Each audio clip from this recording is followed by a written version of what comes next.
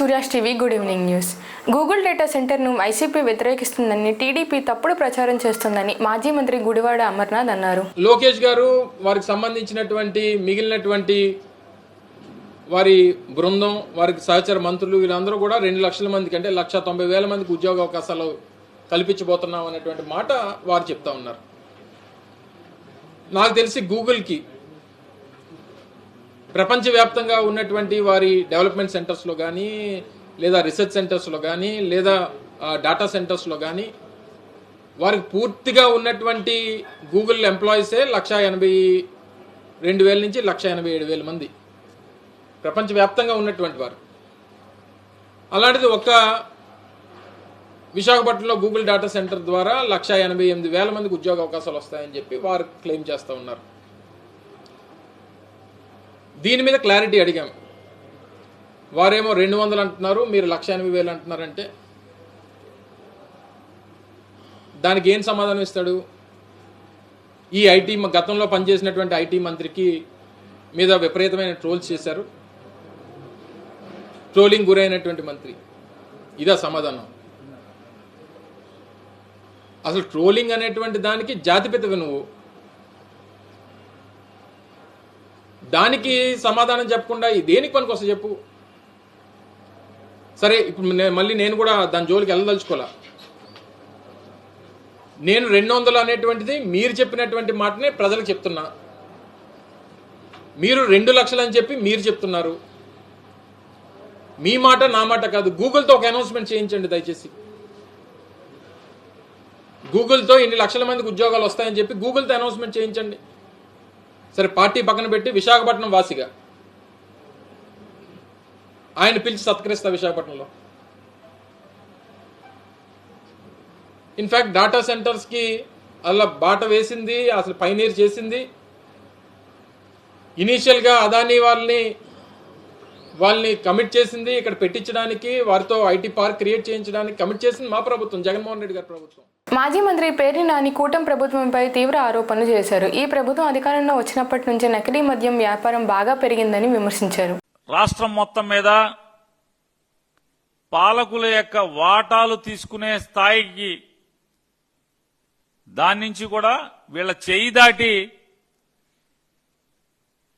కల్తీ మద్యం పరిశ్రమలు విచ్చలవిడిగా వీళ్ళు అనుకుంటున్నటువంటి పరిస్థితులు చూసి కంగారు వచ్చినట్టుంది. కంగారు వచ్చి ఇప్పుడు కొత్తగా ఈ డ్రామా మొదలుపెట్టారు, క్యూఆర్ కోడ్ డ్రామా. 16 మాసాలుగా మీ దొంగ వ్యాపారం, నకిలీ వ్యాపారం మేమే పట్టుకున్నాం కదా అని ఒక సోగ్గాడు మాట్లాడుతున్నాడు. ఆయన మీరు పట్టుకోలా. ఆ ఫ్యాక్టరీల్లో తయారై ఫ్రాంచైజీల ద్వారా రాష్ట్ర వ్యాప్తంగా ఉన్నటువంటి అన్ని మద్యం దుకాణాలు,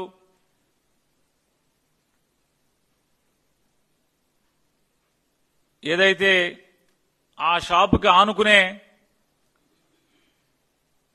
సిట్టింగ్లు అలౌ చేస్తున్నారో డబ్బులు కట్టించుకుని మరి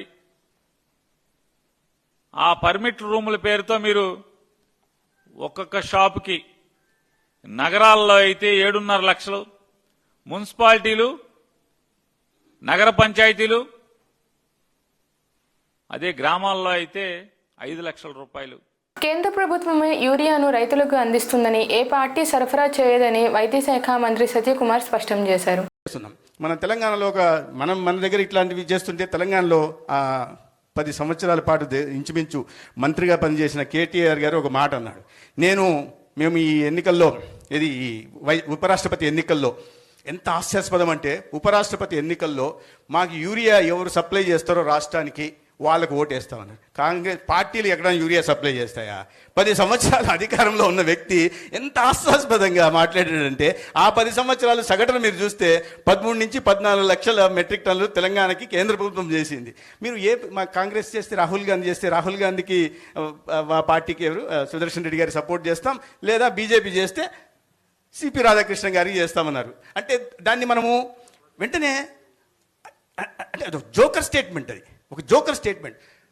దాన్ని ఎత్తి చూపాల్సిన అవసరం ఉంది. ఇటువంటివి కూడా ఎదురుదాడి చేసే క్రమంలో వాస్తవాలతో సహా మీరు వెబ్ పోర్టల్లోకి వెళ్తే మొత్తం డేటా దొరుకుతుంది. ఆ డేటా తీసుకెళ్ళి ఇది వాస్తవాలతో సహా ఒక్కొక్క సంవత్సరంలో ఇంత చేస్తున్నాం, ఒక్కో సంవత్సరంలో ఇంత చేస్తున్నాం, ఇదేనా వాస్తవాలు తప్ప అడగమని ప్రశ్నించాలి. నూజివీడులో గురువారం వాహన కొనుగోలులో జీఎస్టీ తగ్గింపుపై అవగాహన కార్యక్రమం జరిగింది. ప్రాంతీయ రవాణా అధికారి ఎస్ శేఖర్ మాట్లాడుతూ వాహన కొనుగోళ్లలో జీఎస్టీ తగ్గింపుపై ప్రతి ఒక్కరూ అవగాహన కలిగి ఉండాలని సూచించారు.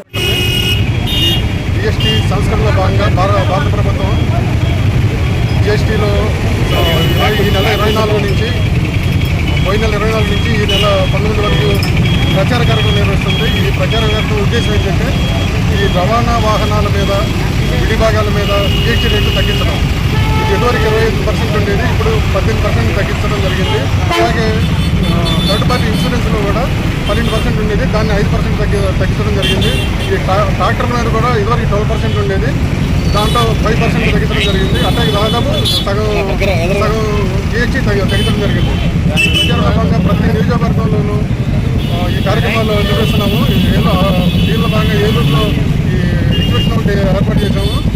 ఈ రవాణా శాఖకు సంబంధించిన వరకు ఈ లోకల్ టైలర్స్తోనూ, లాజిస్టిక్స్ ఓనర్స్తోనూ, ఈ వాహన యజమానులు కొత్తగా ఈ జీఎస్టీతో బెనిఫిట్స్ అయిన యజమానులతో ఈ ప్రచార కార్యక్రమం నిర్వహిస్తున్నాం. వైసీపీ మండల అధ్యక్షుడు వెంకటరెడ్డి నకిలీ మద్యం పట్టుకున్నందుకు మాజీ మంత్రి జోగి రమేష్ చంద్రబాబు ఇంటికి వెళ్లినందుకు చంద్రబాబు, లోకేష్ ఆయనపై కోపం పెంచుకున్నారని ఆరోపించారు. కల్తీ మద్యాన్ని గురించి రాష్ట్ర కూటమి రకరకాల ప్రచారాలు చేస్తుంది. 16 నెలలు వచ్చి కూటమి ప్రభుత్వం జోగి రమేష్ మీద ఈ రోజు అభియోగం మోపుతుంది. ఈ 16 నెలలు ఈ కూటమి ప్రభుత్వం అసలు ఉందా లేదా? గవర్నమెంట్ అధికారులు ఏం చేస్తున్నారు? ఒక్క జోగి రమేష్ ఇంత దందా నడుపుతుందని ఈ రోజు చెబుతున్నారు. 16 నెలల నుంచి ఏం చేస్తున్నారు ఈ అధికారులు కానీ, ఈ కూటమి ప్రభుత్వం కానీ? ప్రభుత్వంలో లేకుండా సీఎం ఎక్కడ ఉన్నాడు? అసలు ఆంధ్రప్రదేశ్ లో సీఎం ఉన్నాడా లేడా? చెప్పండి. అధికారంలో ఉంది ఎమ్మెల్యేనా, వసంత కృష్ణ ప్రసాద్ లేక జోగి రమేష్ అధికారం నడుపుతున్నాడా? ఇప్పుడు జోగి రమేష్ మీద ఈ రకమైన అభిప్రాయం మోపడం అనేది చాలా దారుణమైన ఇది.